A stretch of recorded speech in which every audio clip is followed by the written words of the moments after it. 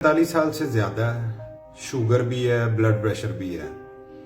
मसले मसाइल शुरू हो गए हैं कि दूर से नजर धुंधली होनी शुरू हो गई है, ग्रेजुअली वीक होती जा रही है नजर। आम चेकअप करवाया है तो ठीक है, ऑटोरेफ भी कोई नंबर नहीं दे रहा, कंप्यूटर कह रहा है जी नजर बिल्कुल ठीक है, लेकिन नजर दूर से धुंधला धुंधला आता है। क्या वजह हो सकती है?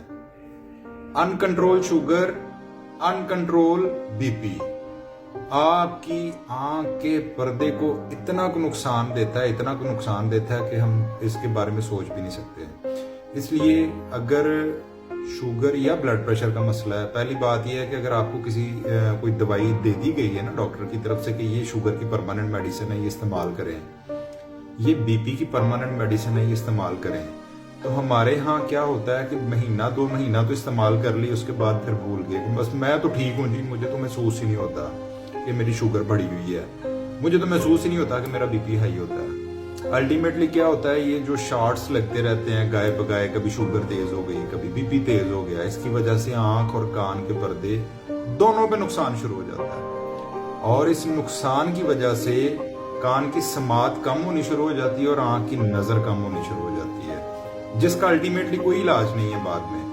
बाद में फिर हम ढूंढते फिरते हैं सियाने सियाने डॉक्टर कि यार मैं फलानी जगह बड़ा सियाना डॉक्टर बैठता है, मैं ਉਹਦੇ ਕੋਲ जाना ਤੇ शायद मेरा कोई इलाज हो जाए, लेकिन ऐसा नहीं होता। जब चिड़िया चुग गई खेत तो पछताना क्या, जब इलाज का टाइम है आपने लापरवाही में अगर वो वक्त गुजार दिया है, तो फिर जब वो वक्त गुजर जाना है तो फिर नुकसान के अलावा और कोई मामला नहीं है।